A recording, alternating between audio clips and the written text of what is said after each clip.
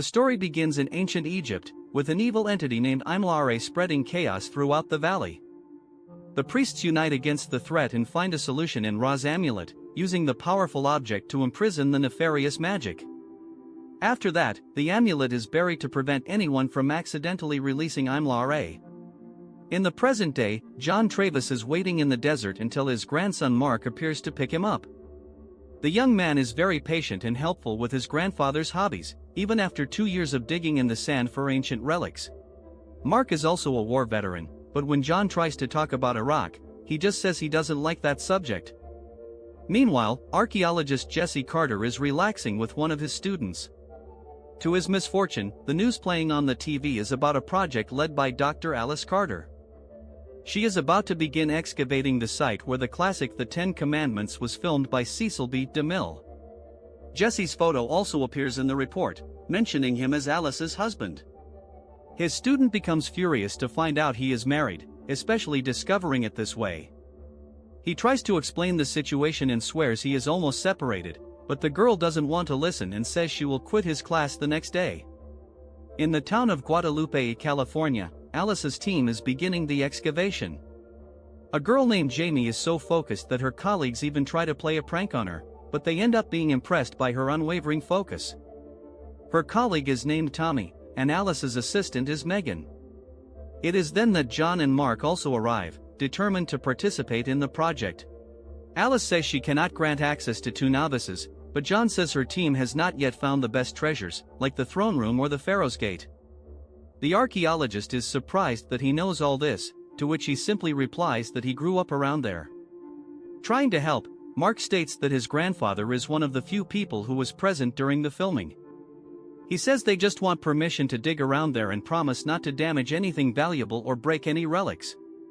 Worn out, Alice asks Mark to show her where he intends to start, and John barely hides his excitement.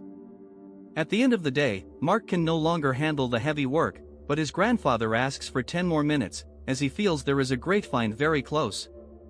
Not hiding his sarcasm, Mark reminds him that he said the same thing before unearthing a worthless license plate. John controls himself from cursing his grandson and continues to scour every inch of sand. As soon as the detector indicates the presence of some metal, he tells Mark to come quickly because the hole won't dig itself. With infinite patience, the young man starts to remove the sand until the shovel hits something. John gets emotional when he lifts a small decorated box and confirms that he has been looking for it all along, as he buried it himself when he was just a child. He then opens the lid and takes out an object, handing it to his grandson. We see that it is none other than Ra's amulet.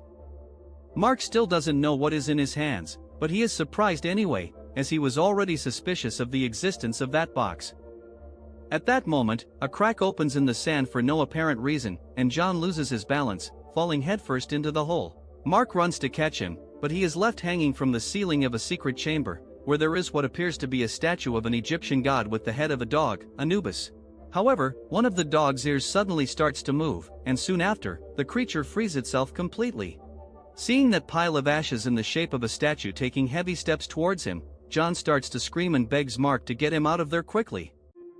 However, the creature not only manages to reach him before that but has already seen the glimmering amulet. Grabbing John's arm, it tears it off as if it were made of sand. Only now does Mark manage to pull his grandfather out of the hole and is shocked to see him without an arm. He begins to scream and call for help, while John babbles that the legends are true.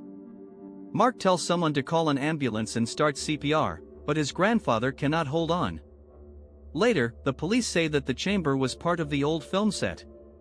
The only explanation for what happened to John's arm is that he must have hurt himself on the splintery boards. Mark doesn't fully believe this version, and the sheriff admits that there simply isn't a better one. In any case, it must have been an accident, which means Alice is responsible. Since the governor of California is also a movie star, the officer says she will get away with it this time, but only if she promises to keep the curious novices at bay. Mark begins to pack his belongings, and Alice hands him the blessed box he has just inherited. The young man still doesn't understand his grandfather's obsession with the old movie sets, referred to by fans as the Lost City. Seeing the amulet, Alice says it seems to be a type of protection against evil spirits, and Mark responds with a sad tone that it must not be working well. However, he says that none of this was her fault and knows very well that his grandfather wouldn't have given up even if she had forbidden him. The two begin to discuss the excavation, and she says she is racing against time, as the oil refinery construction will transform the entire area in 2 weeks. When Mark mentions having been a logistics coordinator in Iraq, she decides to hire him for a similar position. He accepts, saying he will take the opportunity to investigate what really happened to his grandfather. The two seem to be getting along quite well, but then Jesse arrives to ruin the mood. Mark notices the tension in the air and says he was already leaving. As soon as he is alone with his ex-wife, Jesse starts talking about rekindling their romance and says he can't erase 4 years of marriage so quickly. Alice responds sarcastically and accuses Jesse of only coming to snoop on her work. She also says he never wanted an equal partner and always viewed her as a mere assistant. Still looking for an opening, Jesse says he can at least help her with this project since he knows a lot about the 10 Commandments. But according to Alice, what he really knows is how to covet someone else's woman. Despite this, she ultimately gives in and lets him join the team. Days later, Tommy comes to inform her that something incredible has been found. It is a huge part of the film set, which was buried exactly where John said it would be. Alice admits she was searching in the wrong place but is happy with the discovery nonetheless. Even more impressive is a jar that Tommy also found, as it doesn't seem to have been created for the film. It is known that the director put a lot of effort into the production, and there are rumors about authentic relics from ancient Egypt. Alice prefers not to get her hopes up, but Tommy's colleagues are already saying they envy the discovery. At the same time, the tractor driver begins to feel something strange in his legs and looks down. Dozens of scorpions are crawling up his body. Very anxious, he starts trying to swat the creatures away and accidentally hits the tractor's gearshift. The vehicle begins to move aimlessly, and it takes a while for the others to notice what is about to happen. Tommy is right in the path of the runaway tractor and does not hear when his colleagues begin yelling, trying to warn him. It is too late when the driver decides to jump from the cab, now completely covered in scorpions. Alice and her students cover their eyes to avoid seeing Tommy's horrible end. Jesse knocks down the driver, not knowing it wasn't his fault, and the scorpions silently dive into the sand, as if they had never been there. Alice does not want to interrupt the work, afraid there won't be time to finish, but she lacks the courage to contradict the sheriff, who is growing more suspicious of this crowd. As soon as he leaves, Mark confesses his suspicions that there is something supernatural involved in these deaths. Jesse doesn't believe in curses and thinks it's all just coincidence. At night, Megan talks to Jamie and confesses she feels bad for staying around after these tragedies. Still very focused, Jamie comforts her friend but says they need to continue working precisely so they can finish soon. Alone again, she turns on the recorder and begins to catalog one of the found items. She looks back when she hears a noise but soon returns to concentrating on her research, not noticing that something is rising within the tent, right beside her. It is the same entity that attacked John in the chamber, and Jamie can barely scream when she comes face to face with it. Choked by the neck, she begins to struggle in panic but cannot break free. Outside, no one in the team notices the attack, and Jamie's body ends up being covered by the sand. The next day, Alice finds it strange that she is absent as the move is already beginning, but she does not suspect that anything serious has occurred. The rivalry between Jesse and Mark becomes more tense as one tries to prove more capable than the other. Both want to impress Alice but only succeed in irritating her. Entering one of the old film sets, the three stop fighting to admire the richness of details. Mark speaks of his grandfather, explaining that John was one of the producers and traveled a lot searching for artifacts. Then Alice notices a shadow moving and sees an animal-like creature stealthily passing by them. Before she can scream, the thing knocks the other two down with a headbutt and grabs her neck. However, she is wearing the amulet as a necklace and the light hits the pyramid pendant. The entity is hit by the reflection and releases Alice to the ground before dissolving. Mark catches a glimpse of the creature for a moment, but Jesse takes so long to get up that he misses the entire incident. Then someone outside begins to call for help, and Mark goes to check what is happening. The entire team is retreating, leaving only Megan and her friend Heather behind. The two tell that a creature with a dog head came out of a cloud of sand, grabbed Megan's arm, and then vanished. Furthermore, there is now a kind of symbol engraved on her skin. Returning to the set, Alice realizes that the inscriptions on the walls are backward, which is why they seemed nonsensical. Jesse deciphers the code and says that room is the prison of something evil. Only now does Mark decide to mention the tragedies that occurred during filming. According to his grandfather, several bizarre accidents traumatized the cast. Jesse finally gives in to the occult and says they need to hurry with the move. Megan and Heather visit the new location with the driver, Alvarez. Megan is still scared, and Heather only makes things worse when she says that Jamie likely was also attacked. Even Alvarez agrees that this project should have been cancelled long ago. Meanwhile, Jesse tells Alice what he discovered about Imlare and says they may have unleashed a terrible plague. That night, these fears are confirmed when a patrolling officer is attacked by a sand monster. The new location is in Santa Maria, and Alvarez has finished transporting everything there when something happens to Megan.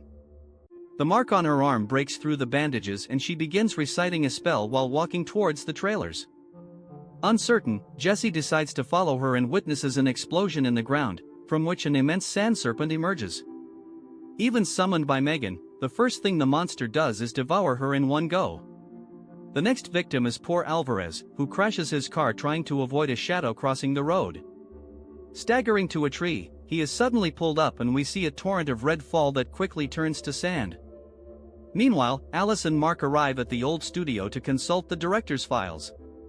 They find letters from DeMille to someone named Lionel, talking about dangers that should be buried as soon as possible. Additionally, there is evidence that many elements of the set were genuinely bought in Egypt.